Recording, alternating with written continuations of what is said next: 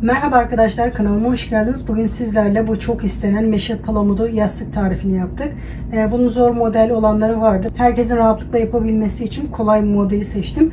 Yapılışı çok kolay, gün içinde rahatlıkla bitirebileceğiniz bir model. Modeli sırasıyla ip tanımı, yapım aşaması ve video sonunda da ne kadar ip kullandığımı video sonunda belirtiyorum arkadaşlar.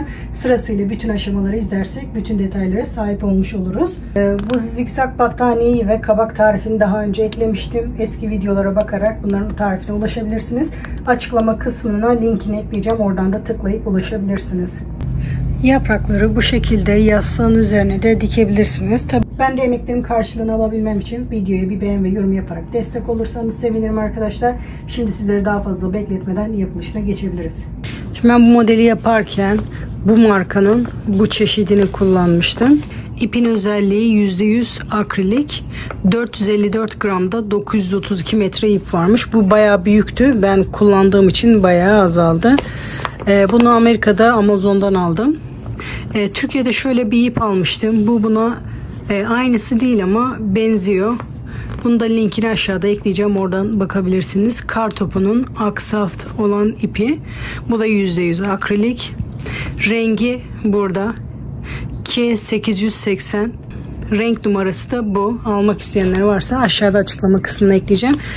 8 milimetre de tığ kullandım. Şimdi bu modeli yaparken bu şekilde tek katlı da yapabilirsiniz. Hem daha iyi görünmesi için hem de çabuk bitsin diye ben şu şekilde 2 kat iple çalıştım. Daha iyi durdu. Siz de böyle 2 kat çalışmak istiyorsanız 2 katta çalışabilirsiniz. Benim 2 kat daha hoşuma gitti. Gördüğünüz gibi görüntüsü daha güzel. Tek kat olunca bunu çok örmemiz gerekiyor. Böyle olunca az sıra örünce bitti. Şimdi modele sihirli halka yaparak başlıyorum. Dip kısmından başlıyoruz. Bu şekilde orta parmağımdan önden arkaya doğru doluyorum. Birleşim noktasından tutuyorum.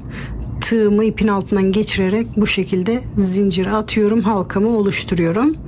Şimdi bu halka içerisine 12 tane sık iğne yapıyoruz. Toplamda 12 sık iğne yapıyorum.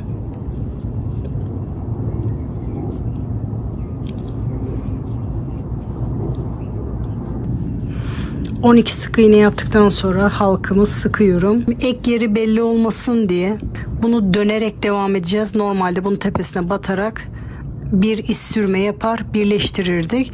Ama şimdi ilk sık iğnenin tepesine batarak sık iğne yapmaya devam ediyoruz. Sanki sıranın devamıymış gibi. Ama burası bizim sıranın başlangıcı. Şimdi ikinci sırada da hiç çoğaltma, eksiltme yapmıyoruz. Bütün sık iğnelerin üzerine birer tane sık iğne yapıyoruz. Hiç çoğaltma, eksiltme yok. Hepsinin tepesine birer tane sık iğne yapıyoruz. Bu şekilde sıra sonuna kadar yapalım. Şimdi sıra sonuna kadar geldim. İsterseniz sıranın başına şu şekilde bir işaret takalım ki karıştırmayalım. Şimdi bu ilk sık iğne. Bu sırada da tekrar 12 sık iğne yapıyoruz. Hiç çoğaltma, eksiltme yapmıyoruz. Bütün sık iğnelerin tepesine birer tane sık iğne yapalım. Bu sırayı da bu şekilde sıra sonuna kadar yapalım. Sıra sonuna kadar geldim. Şimdi bu sırada bir tek bir çift yapıyoruz. İlk önce çift yapıyorum. Yani aynı sık iğnenin üzerine 2 tane sık iğne yapıyorum. İkincisinde bir tane yapıyorum. Sıradakinde 2 tane. Ondan sonrakinde bir tane. Bu şekilde bir tek bir çift olarak sıra sonuna kadar yapalım. Burada çift başlamıştık. Tek olarak bitmesi gerekiyor. Bu şekilde sıra sonuna kadar yapalım. Sıra sonuna kadar geldim. Bir tek olarak bitirdim.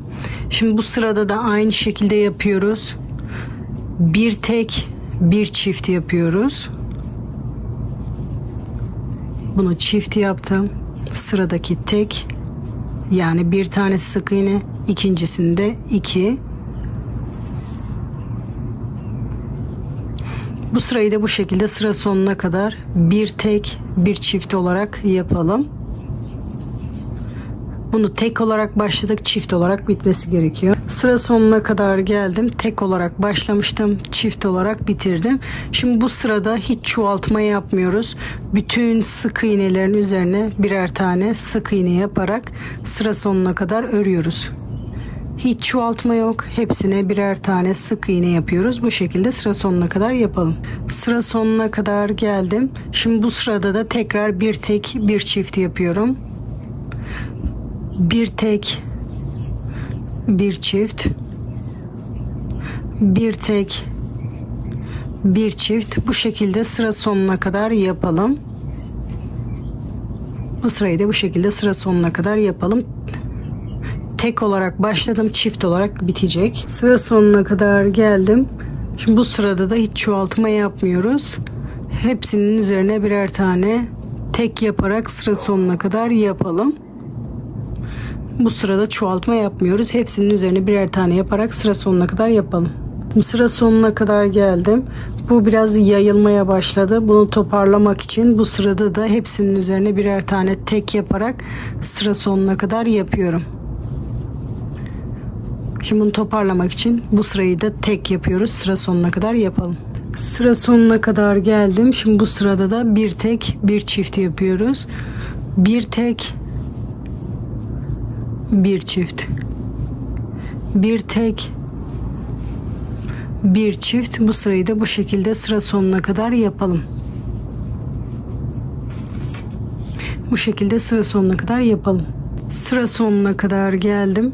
Şimdi burada çoğaltma yapmıyorum.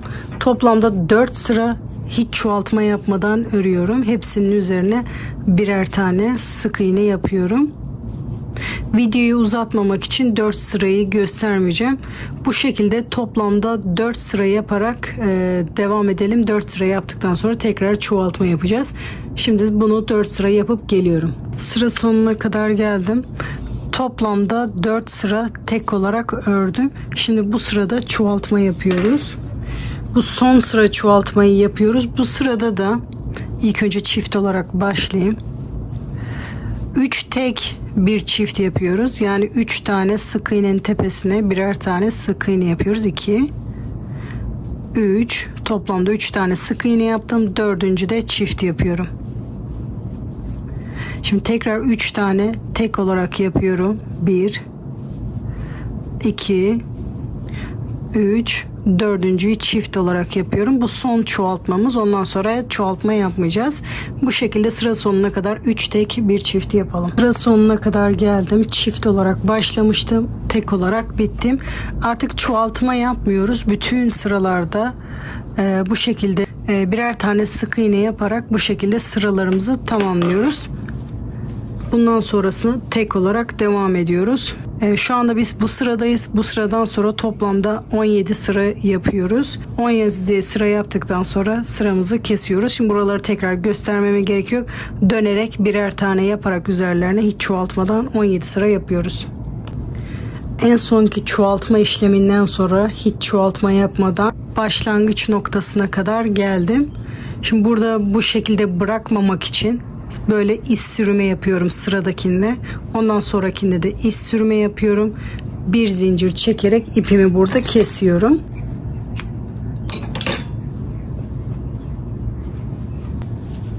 Bunu daha da büyük yapmak istiyorsanız yapabilirsiniz. Şimdi bu alt kısmı bitti. Şimdi üst kısmına başlayabiliriz. Üst kısmını yaparken de tekrar bakın çift kat ip kullandım. Siz de bu şekilde yapabilirsiniz. Sihirli halka ile başlıyorum. Toplamda 6 tane sık iğne yapıyorum. 1 2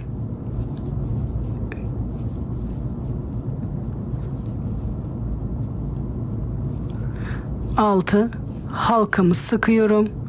İlk yaptığımın tepesine batarak birleştiriyorum. 3 zincir.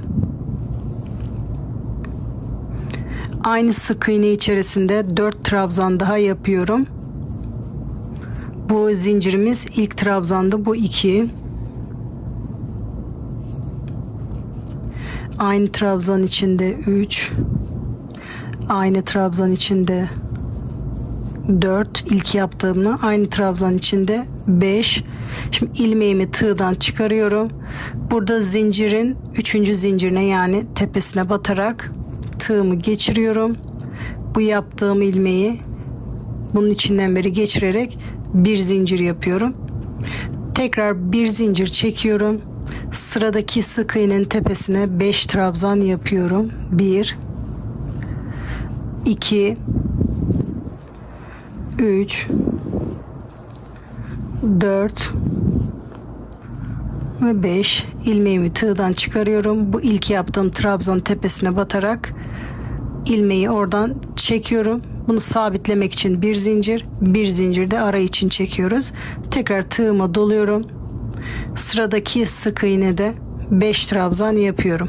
1 2 3 4 ve 5. ilmeğimi çıkarıyorum. İlk yaptığım trabzan tepesine batarak ilmeğimi çekiyorum. Bir zincir sabitlemek için, bir zincir ara zincir için. Sıradaki sık iğneye tekrar aynı işlemi yapıyoruz. Toplamda 6 tane yapalım. Sıra sonuna kadar geldim. Bütün sık iğnelerin üzerine yaptım. Sonuncuyu da bu şekilde yapıyorum. Bir zincir çekerek bu ilk yaptığımın tepesine batarak bu şekilde sıramı birleştiriyorum. Şimdi aynı işlemi tekrar bu sırada yapacağız. Bir tane tepesine, bir tane arasına yapıyoruz. 3 zincir aynı boşlukta 4 trabzan daha yapıyorum. 3 4 5 aynı şekilde 3. zincirine batarak ilmeğimi alıyorum. Bir zincir de ara için. Şimdi bir tane de ara boşlukta yapıyoruz. 5 trabzan.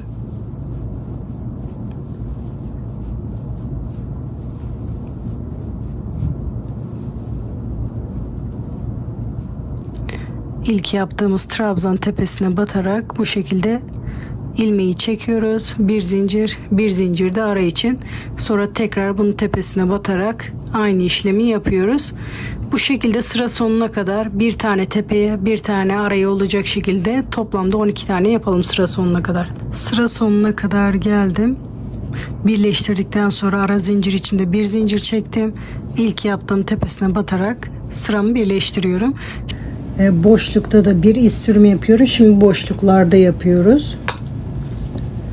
3 zincir aynı boşluk içerisinde 4 trabzan daha yapıyorum. Toplamda 5 yapıyorum. 3 4 5. Bu ilk yaptığımız zincirin 3. zincirine batıyoruz. İlmeğimi oradan çekiyorum. 2 zincir çekerek sıradaki boşluğa gidiyorum. Aynı şekilde 5 trabzan.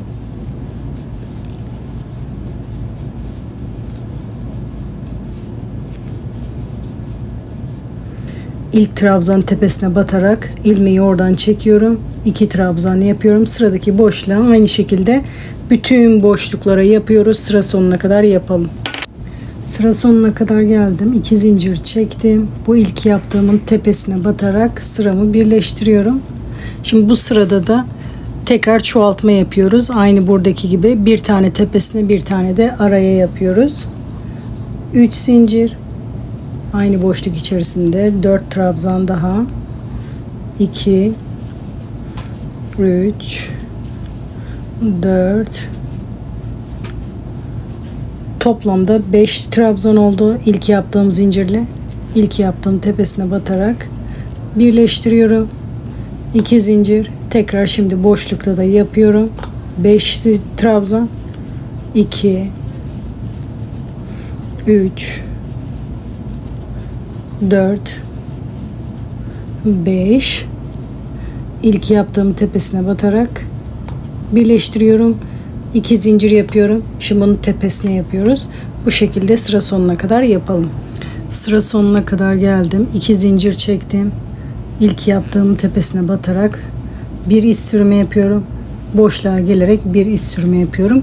Bu sırada da aynı buradaki gibi birer tane yapıyoruz. 3 zincir boşlukta 4 trabzan daha yapıyorum. Toplamda 5.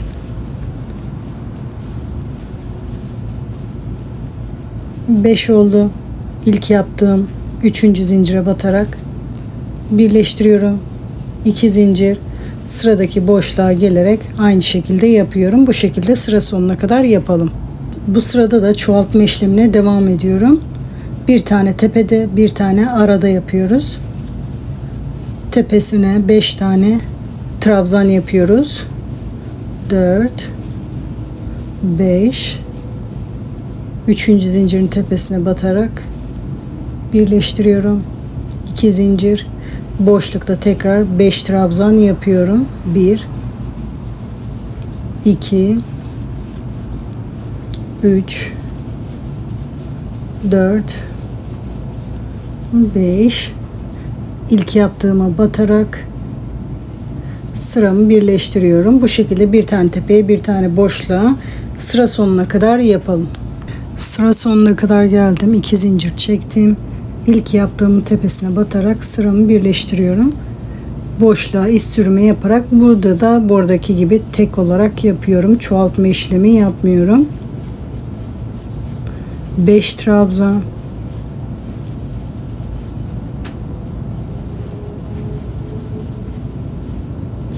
birleştiriyoruz. 2 zincir, sıradaki boşluğa giderek aynı işlemi yapıyoruz. Bütün boşlukları birer tane yaparak sıra sonuna kadar yapalım. Sıra sonuna kadar geldim. İlk yaptığım tepesine batarak sıramı birleştiriyorum. Bir zincir çekerek ipimi kesiyorum. Ben buna daha fazla sıra eklemiyorum. Şu şekilde ölçelim. Bu ördüğümüzün tepe kısmına hala çok küçük geliyorsa biraz daha örebilirsiniz. Ben şöyle tutuyorum. Çok az fark var. Bunu da gerdirerek dikersem yediririm. Bir sıra daha büyük yaparsam çok büyük olacak. O yüzden eklemiyorum. Şimdi ipimi kesiyorum. İsterseniz bu ipi uzun bırakarak dikerken o ipi kullanabilirsiniz. Şimdi sap kısmına başlayabiliriz. Sap kısmını yaparken de sihirli halkayla başlıyorum. 6 tane sık iğne yapıyorum. 1 2 3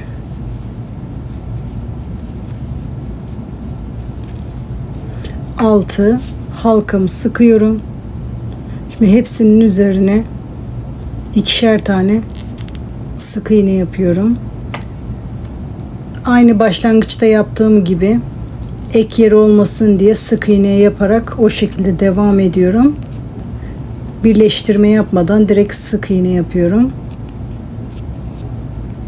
Bu 6 sık iğnenin üzerine ikişer tane sık iğne yapıyoruz. Toplamda 12 oluyor.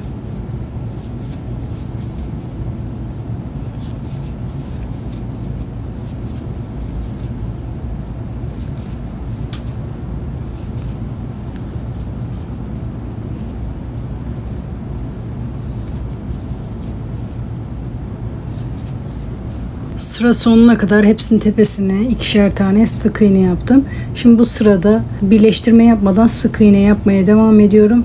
Bütün sık iğnelerin tepesine birer tane sık iğne yapıyorum. Bu sırada çoğaltma yapmıyorum.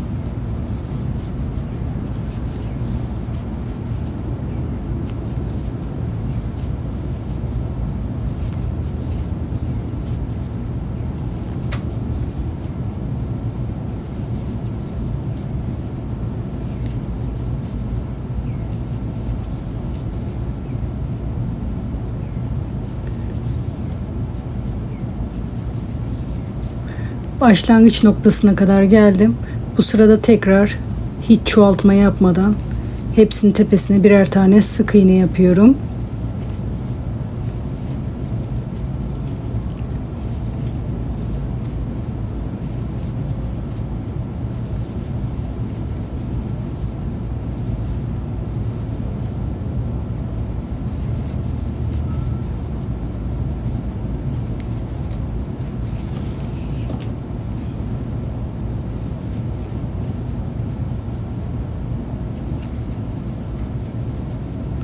Sıra sonuna kadar geldim. Şimdi bu sırada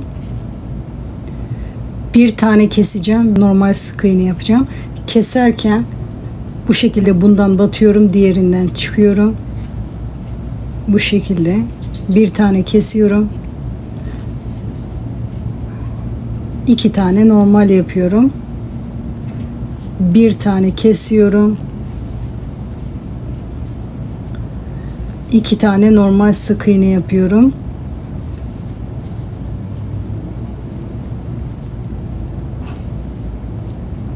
Bu sırayı da bu şekilde bir kesiyoruz. 2 tane tek yapıyoruz. Sıra sonuna kadar geldim. Şimdi hepsinin tepesine birer tane yapıyorum.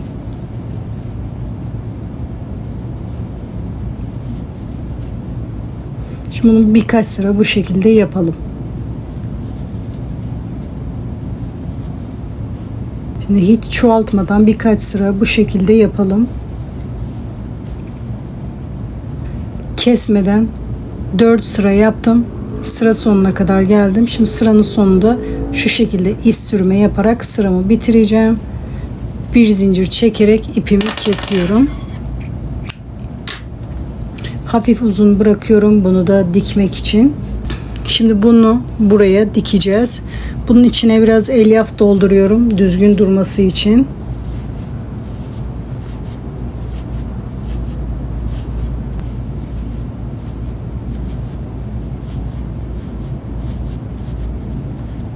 Şimdi buraya dikiyoruz bunu. Sık iğne yaptığım yere dikiyorum.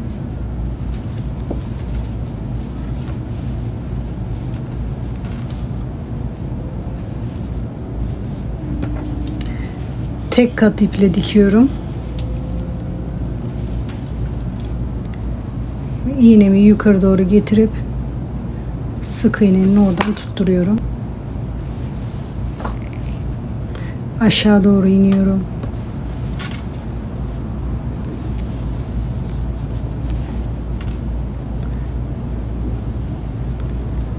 Tekrar yukarı doğru çıkıyorum. Buradan da bir sık iğne tutturuyorum. Tekrar aşağıya iniyorum.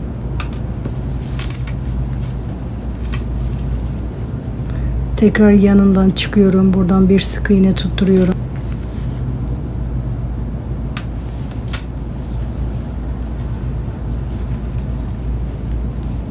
Bu şekilde sıra sonuna kadar dikiyorum.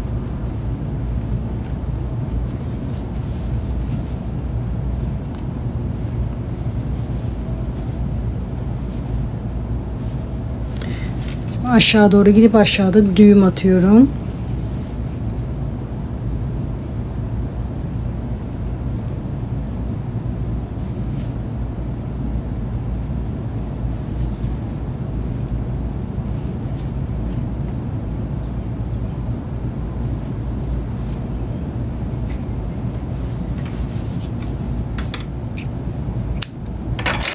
Sapını diktik. Şimdi bunu buraya tutturmaya başlıyoruz.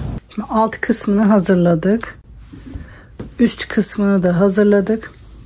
Bunu isterseniz dikip şu kadar mesafe kalınca içinde yerleştirebilirsiniz. İsterseniz şu anda yerleştirebilirsiniz.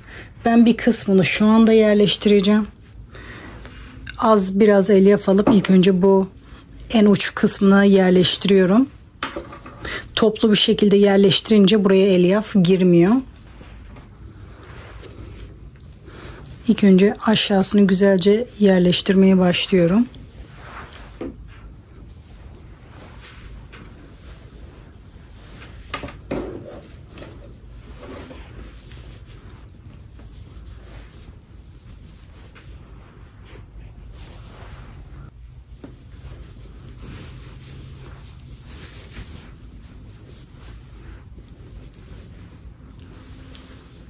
Şimdi bir kısmını yerleştirdim. Ben buna biraz daha elyaf ekleyeceğim. Üzerini dikip şu kadar mesafe bırakınca. Şimdi üst kapağını alıyorum. Eğer sepet yapmayı düşünenler varsa bu kısımda bırakıp sepet haline getirebilir. Sadece kapağı üzerine takıyor. Şimdi kapağımı üstüne yerleştiriyorum.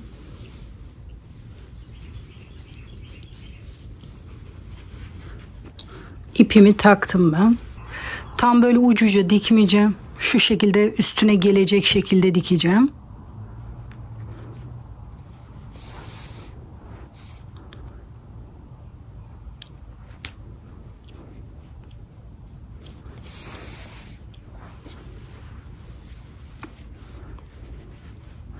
Şu son yaptığımız sıradan sağlam bir şekilde dikiyoruz.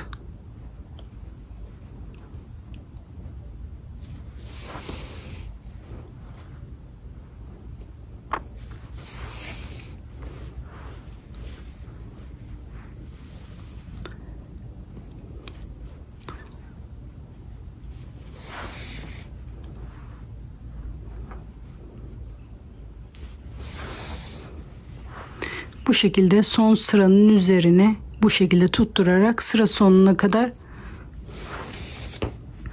bu şekilde yaklaşık şu kadar mesafe kalana kadar dikiyorum. Sonra buradan biraz daha elyaf ekleyeceğiz. Bu şekilde şöyle şuraya kadar dikeceğim. Sizler de buraya kadar dikin, ondan sonra devam edelim. Şimdi bu kadar mesafe kalana kadar diktim. Şimdi biraz da üst kısmı için de elyaf eklememiz gerekiyor.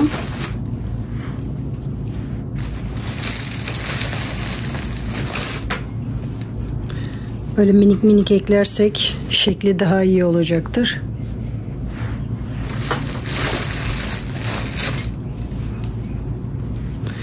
Bu şekilde bakın boşluklar var. Boşlukları dolduruyorum.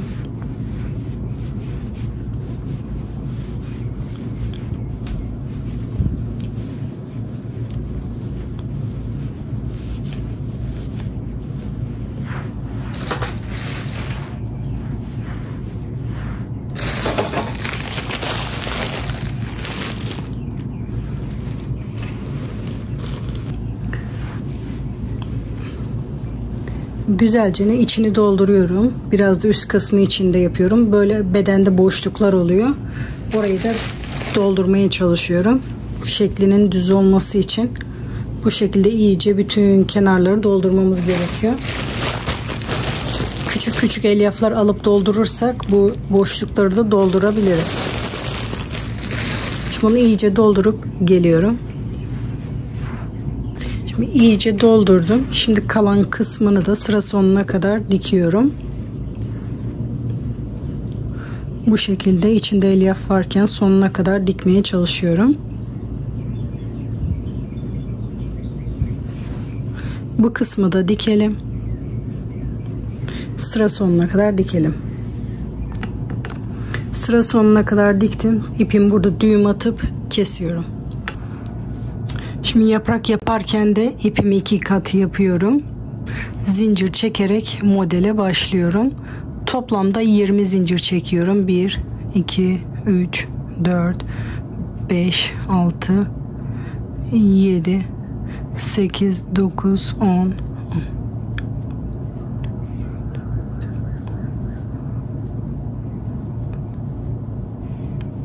Toplamda 20 zincir çektim. Yaprağın uzunluğu yaklaşık şu kadar olacak. Eğer bu size çok büyük geliyorsa tek katta çalışabilirsiniz. İkinci zincirin üzerine sık iğne yaparak başlıyorum. Bu benim ilk sık iğnem. Toplamda 4 sık iğne yapıyorum. 2 3 hepsini farklı farklı zincirlere yapıyoruz. Ve 4 sıra sonuna kadar bütün zincirlere birer tane batıyoruz. Şimdi 4 tane de çakma trabzan yapıyoruz sıradaki zincirde. Bu şekilde üçünü birlikte. 2 3 4. Şimdi normal trabzan yapmaya başlıyorum. Sıradaki zincirde normal trabzan. Şimdi 5 tane normal trabzan yapıyoruz. 1 2 3 4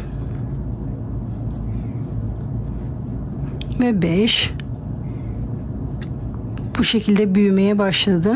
Şimdi üçlü trabzan yaparak devam ediyoruz. Toplamda 6 tane üçlü trabzan yapıyoruz. Bu şekilde 2 defa sarıyoruz.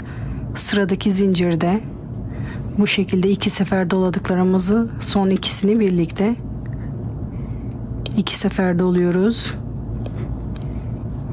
Toplamda 6 tane yapıyoruz. 2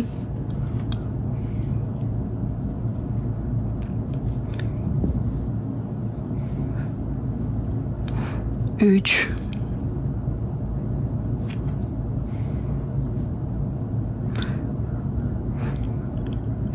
4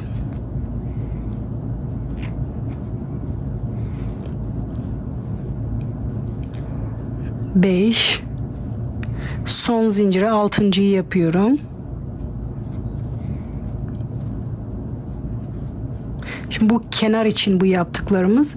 Bir de dönüş için yapacağız. Bu üçlü trabzanlardan toplamda 6 tane daha yapacağız. 1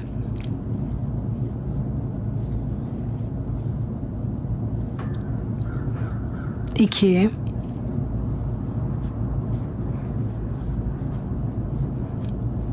3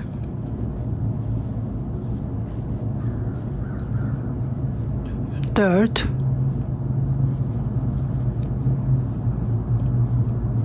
5 6. Bu dönüş içinde. Şimdi bu diğer kenar kısmı yapacağız. Diğer kısımda da aynı delikte tekrar bir tane daha vardı. Kenar kısım için de tekrar aynı boşlukta üçlü trabzan yapıyorum. Yani aynı zincir içerisinde toplamda 8 tane üçlü trabzan oluyor. Sıradaki zincire giderek üçlü trabzan yapıyoruz. Şimdi diğer tarafta ne yaptıysak aynısını yapıyoruz o zincirde. Sıradaki zincirde üçlü trabzan.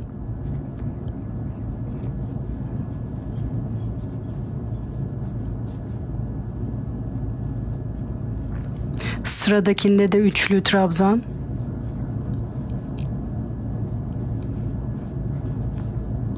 Sıradakinde üçlü trabzan. Sıradakinde üçlü trabzan.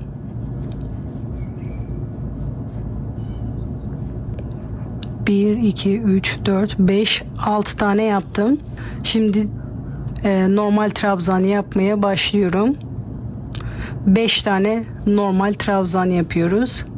1 sıradaki zincirde, 2 sıradaki zincirde, 3 sıradaki zincirde, 4 sıradaki zincirde ve 5. Şimdi diğer tarafta 4 tane çakma trabzan yap. Şimdi 4 tane çakma trabzan yapıyorum. 1 2 3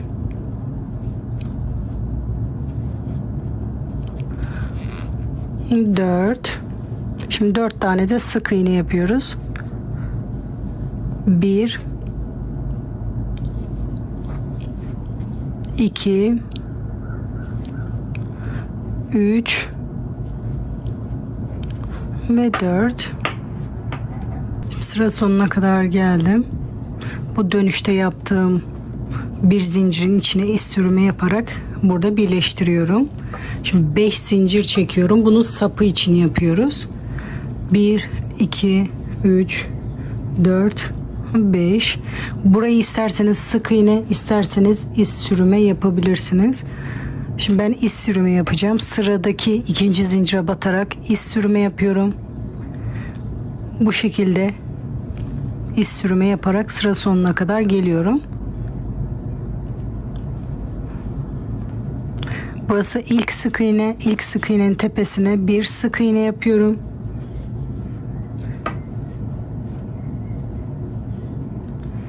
Üçüncü sık iğnenin tepesine 3 tane trabzan yapıyorum. 1 2 3 zincir yapıyorum. Aynı battığım sık iğnenin tepesine bir iç sürme. Sıradaki sık iğnenin tepesinde bir iç sürme. Bu ilk çakma trabzanın tepesinde bir sık iğne yapıyorum.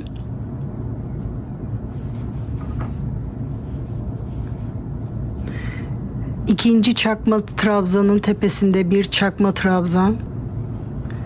Üçüncü çakma trabzanın tepesinde bir trabzan, normal trabzan.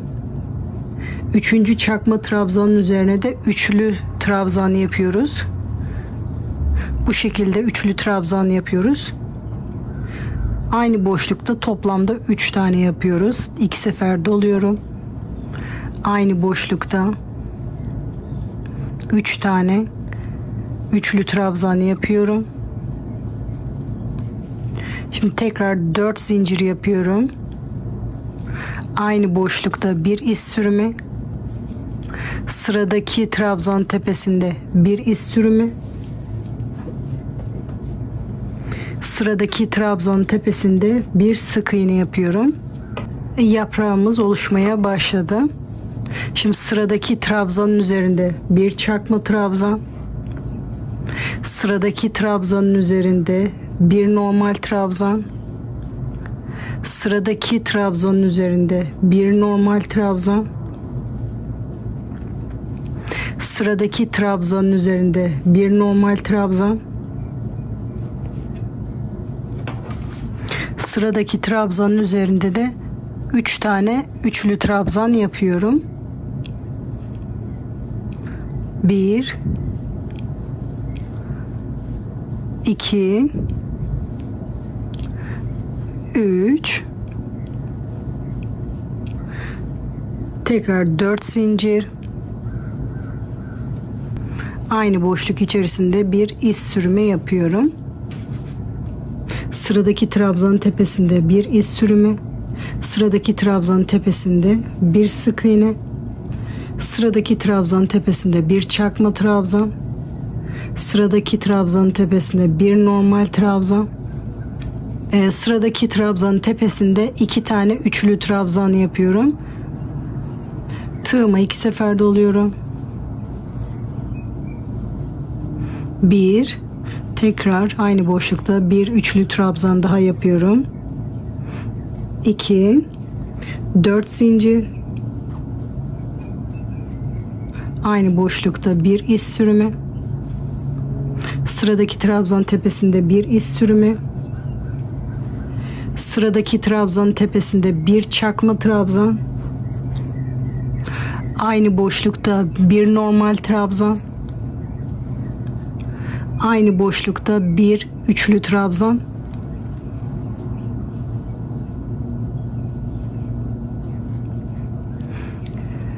Sıradaki boşlukta bir üçlü trabzan. Şimdi yarısını geçtik. Diğer yarısına da aynı işlemleri yapacağız. Buradaki gibi aynı boşlukta bir normal trabzan. Aynı boşlukta bir çakma trabzan. Sıradaki boşlukta bir iz sürümü. Sıradaki boşlukta bir iz sürümü. Şimdi diğer tarafın aynı işlemini yapacağız. Burada sıra sonunda zincir çekiyorduk. Şimdi bu tarafta da sıra başında zincir çekerek başlıyoruz. 4 zincir. Aynı boşlukta 2 tane üçlü trabzan.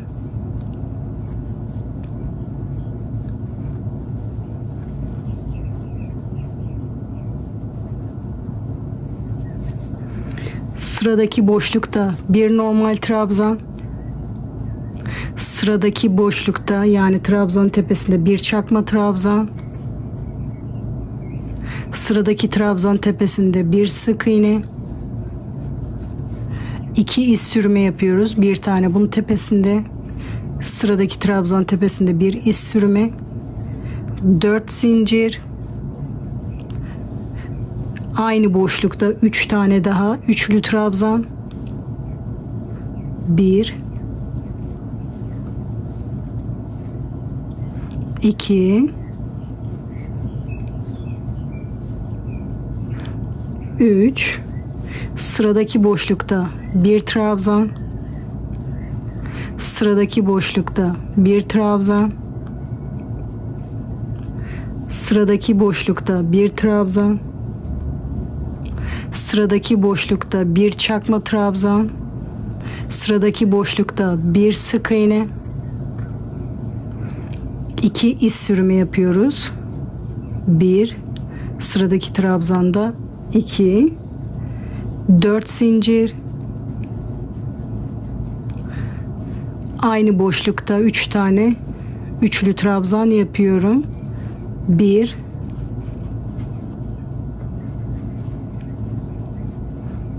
2 ve 3.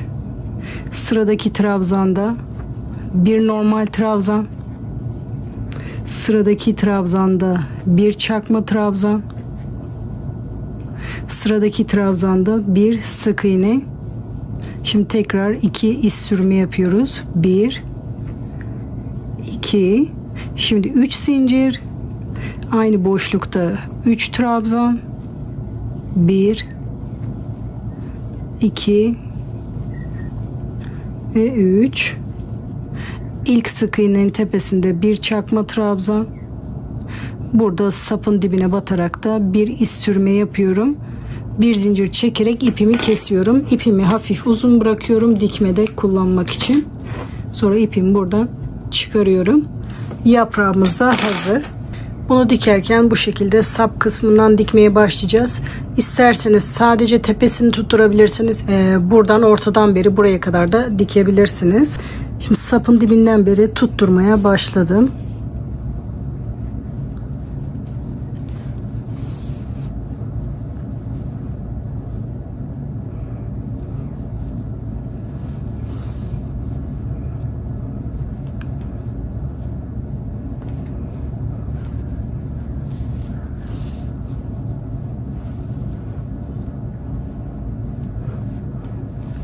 Orta kısmı seyrek seyrek tutturuyorum.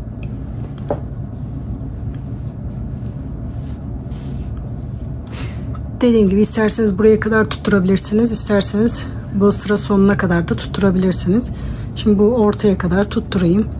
Daha düzgün dursun.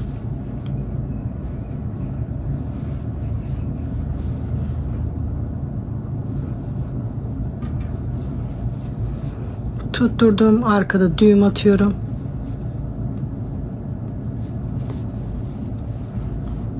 Bu şekilde ileriden çıkarak ipimi kesiyorum. Buna ben bir tane yaprak ekledim. İsteğe bağlı daha fazla yaprak ekleyebilirsiniz. Şimdi bunun tepesine kaç tane yaprak eklemek istiyorsanız ekleyebilirsiniz. Aynı yaprağı tek katlı iple yapınca bu şekilde oluyor. Çift katlı iple yapınca bu şekilde oldu. Tek katlı iple bu şekilde duruyor. İsteğe bağlı hangisini yapmak isterseniz yapabilirsiniz. Bir büyük, iki küçük de yapabilirsiniz. Bu yaprak kısmı isteğe bağlı. Bakın aradaki farkı görebilirsiniz. Bu 2 kat iple, bu da tek kat iple. Yani bu şekilde. Bu süsleme kısmı sizin zevkinize bağlı. Şu anda istediğiniz gibi süsleyebilirsiniz. Bu yaprakları normal yastığın üzerine dikerek de o şekilde dekore de edebilirsiniz. Dilerseniz böyle kumaşın üzerine, dilerseniz örme yastığın üzerine bu yaprakları dilediğiniz şekilde üzerine yerleştirerek bu şekilde yastık kılıfı da yapabilirsiniz sadece yapraklardan. Bu üst kısmını dilerseniz bu şekilde büyük, dilerseniz yanlarına 2 tane küçük, dilerseniz 1 tane küçük.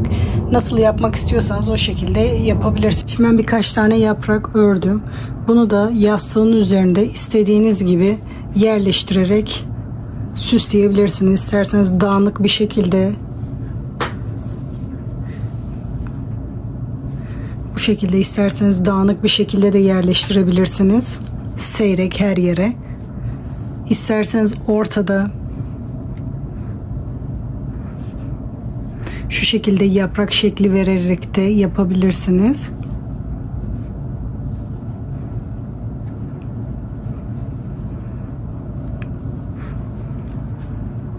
Şu şekilde yaprak şekli vererek de buraya da isterseniz ekleyebilirsiniz. Dilediğiniz gibi bunu yerleştirerek tek katına dikebilirsiniz. Bu yaprakları da sizin zevkinize bağlı olarak istediğiniz şekilde yerleştirebilirsiniz. Bu yaprakları yastığa dikerken de bu şekilde yastığın kendi renginde ip kullanarak bu şekilde kenarlardan tutturuyorum. Bütün etrafını bu şekilde tek tek dikiyorum. Bu şekilde yaprakların etrafından beri dikiyorum. Kaç tane yaprak dikeceksek bu şekilde dikelim. Modelin bitmiş hali bu şekilde. İsteğe bağlı, yapraksız olarak isterseniz bu şekilde yapraklı ya da daha fazla yaprak ekleyerek de bunu yapabilirsiniz. Bu modeli istediğiniz renklerde yapabilirsiniz. Ben elimde olan ipleri değerlendirdim. Bu zikzak battaniyeyi ve kabak tarifini daha önce eklemiştim. Eski videolara bakarak bunların tarifine ulaşabilirsiniz. Açıklama kısmına linkini ekleyeceğim. Oradan da tıklayıp ulaşabilirsiniz. Yaprak kısmına çok az ip gitti. Yaklaşık 50-100 metre diyebilirim. 3 yaprağı. Kahverengi kısmına yaklaşık 150 metre kadar ip gitti. Bu kısmına da yaklaşık 200 metre kadar ip gitti. İçine de bir miktar elyaf kullandım. Onu da içine dolduracak kadar elyaf kullandım. Bunu daha büyük, daha küçük yapabilirsiniz isteğe bağlı olarak. Yaprakları bu şekilde yastığın üzerine de dikebilirsiniz. Tabi bunu farklı şekillerde de yapabilirsiniz. Ben bu şekilde büyük bir yaprağa benzetmeye çalıştım. Ben bunu tek bir yaprak olarak göstermeye çalıştım. Siz bunu dağınık şekilde de yastığa yerleştirebilirsiniz. Bunu ince iplerle yapıp dağınık olarak da yerleştirebilirsiniz. Bunun farklı şekillerini sosyal medyadan paylaşırım. Oradan da bakabilirsiniz. Modelin yapılışı bu kadar. Umarım sizler de izlerken keyif almışsınızdır. Yapacak arkadaşlara kolay gelsin diyorum. Sıradaki videolarda görüşmek üzere.